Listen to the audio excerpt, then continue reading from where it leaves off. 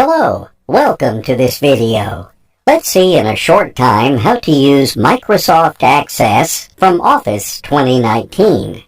Leave us suggestions below this video to improve our next video tutorials dedicated to Microsoft Office. Microsoft Access is a professional database management system software used to gather data, collect and save databases, and create formatted reports to export outside. Due to its powerful features, Access is often used in a business environment, such as accounting, finance, and human resources. In this video, we're going to see and explain all the basic tools inside Microsoft Access in order to start for the first time. When opening Access, a startup page opens, divided in two parts. On the left, you can find and open an existing Access file or database. On the right, you can start with a new document by taking a ready template from the list.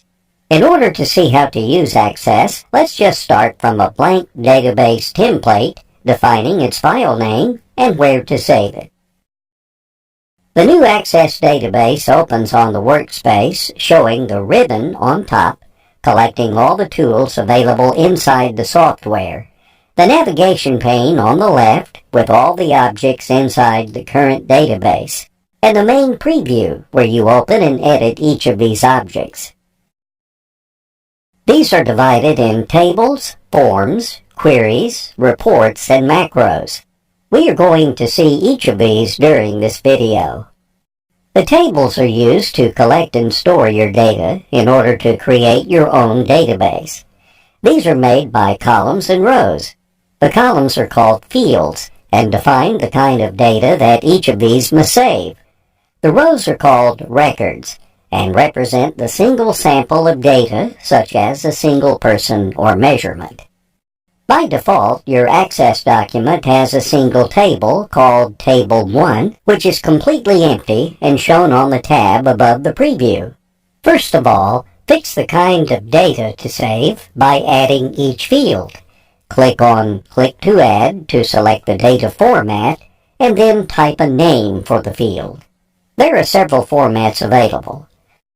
Choose Short or Long Text to insert text, Number to insert numerical values, Currency to add any currency, Date to import any date from the calendar, Yes/No to add a clickable or Boolean square, Attachment to insert any file by double-clicking on its symbol, and Hyperlink to add any web address link. To edit the data format of the selected field, just go to Data Type under the Fields tab. Once fields are defined, you can start inserting data by clicking on each cell. As you type inside new rows, new records are created automatically, increasing the number under the ID field. This is also called primary key and is used to identify each record singularly. As fields and records are filled with data, the database is created. To gather data, you can also import an external file or use math or logic expressions inside calculated fields. To import an external database, just go to the External Data tab and then to New Data Source. You can import from any file, including Excel, any database such as Access or an SQL server, or other sources online. On the dialog box, browse for the file on top and follow the guided procedure. Inside your table, you can also add calculated fields. These take data from other fields to perform expressions and collect a result. On the Data Format list, choose Calculated Field and select the kind of data to work with. At this point, the Expression Builder opens, with everything you need to perform the operation. To insert arguments, type directly with your keyboard, or choose the navigator at the bottom to add any data from your Access document. From Expression Elements, choose the object interested, such as Table 1. From expression categories, the field to be used as argument above. To insert operations, select functions or operators under expression elements, and then choose the function under expression values. Make sure to respect the correct format suggested at the bottom, and always use fields data which is compatible with the operation. To get additional help about how to use the expression builder, just click on the Help button. Once the expression is defined, the calculated field shows its result, which gets updated in case its arguments change. Let's see how to manage and edit the table database. Use the Text Formatting section under the Home tab to edit the text format, size, style, and color.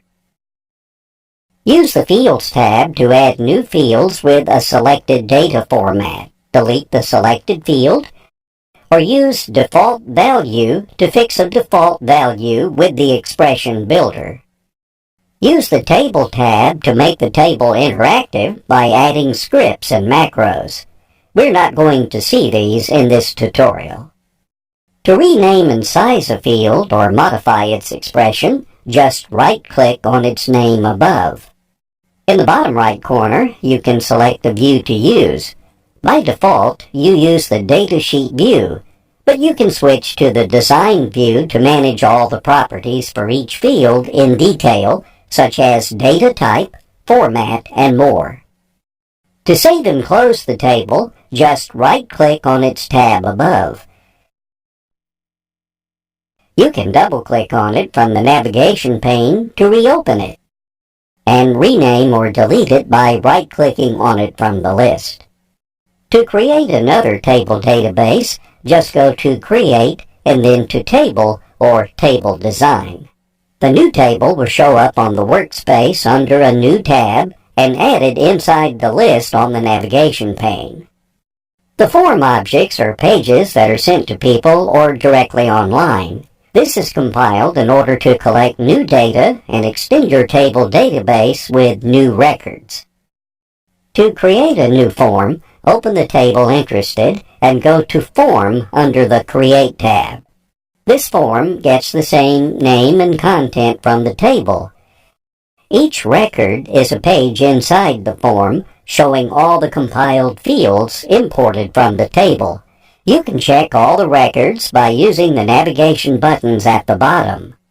The last record page is blank and is used to save new records inside the form and its table.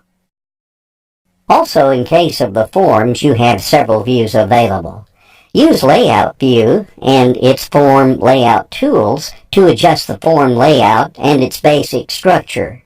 By default, the form is made by several cells or elements contained inside two columns and as many rows as the table fields are. You can use the options under the Arrange tab to add, remove rows or columns, or split merge any selected cell. Under the Design tab, enable the Select tool to move an element by clicking and dragging it, or size it by selecting it and dragging its edges. You can also right-click on an element to manage or delete it. Go to Properties to open the Property Sheet panel on the right and edit its properties in detail. Use Themes to apply a ready template on the form appearance. Inside Controls, you can add other extra elements besides the fields imported from the table, such as text boxes, images, buttons, pages, and lists. These can become interactive when macros and expressions are added through the Property Sheet options. We're not going to see these in this video.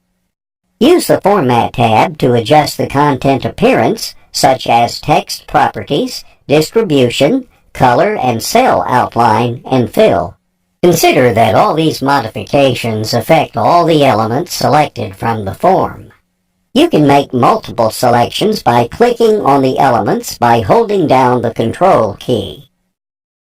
To preview the form, use the Form view. This shows the form as it is when it is compiled or shared.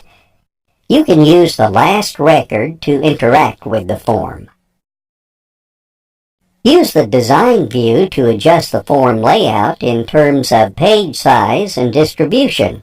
The form is divided in page header, detail, and footer, and can be edited on the preview or through the form design tools as seen on the layout view. The query is another important object used to retrieve data and create custom databases starting from the tables you already have saved.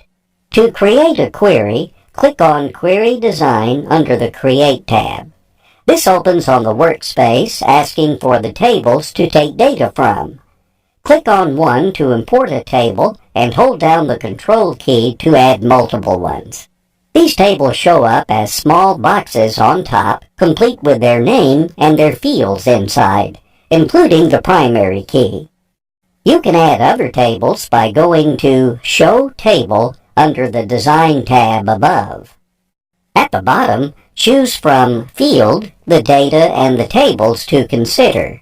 You can select a single field represented with its table name, a dot, and then the field name. Or select a whole table with its name, a dot, and an asterisk. Below, choose the criteria to use when collecting or excluding data on the query. This is specified through one or more expressions in series, inserted by right-clicking on any criteria cell, and then going to Build to open the expression builder. Also, the query has different views. The default design view sets the content and the criteria to realize the query through a very easy interface. You can switch to the SQL view to build your query by using an SQL code instead. Use the Datasheet view to preview the query table that resulted from the setup. This gets updated in case any data inside the source tables is modified. The report is an access object used to extract an immediate and complete representation of a chosen database to preview or print it with adjusted format and style. To create a report, open a table or a query on the Datasheet view and then go to Report under the Create tab.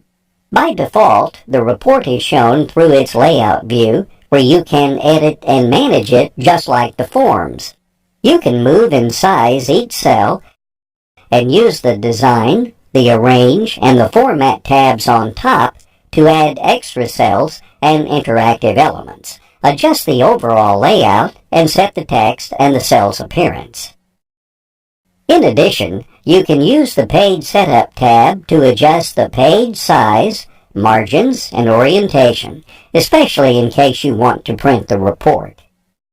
Besides the layout view, you can use the design view to adjust the report appearance and the content of each cell, the print preview to take a look at a preview of the printed report, and the report view to have a clean preview on the report appearance. To make forms and reports interactive, you may need other access objects called macros. These are script codes that run according to the content, conditions, functions, and rules you define inside them. To start writing a macro, just go to Create and then to Macro. The procedure to realize a macro is fully guided, but you can convert it or switch to a complete visual basic interface if you are an expert. To save your whole Access database or any of its objects inside, go to File and then to Save As. Choose Save Database As to save your whole Access document with all its tables, forms, queries, reports, and macros, setting its file name and where to save it. Choose Save Object As to save the Access object shown on the main preview. In addition, you can go to the External Data tab and then to Export the current Access object to Excel, text files, PDF, XPS documents, emails, SharePoint list, and other Office programs such as Word or Access. Check out our video description to learn more about how to publish and access database. Thanks for watching this video.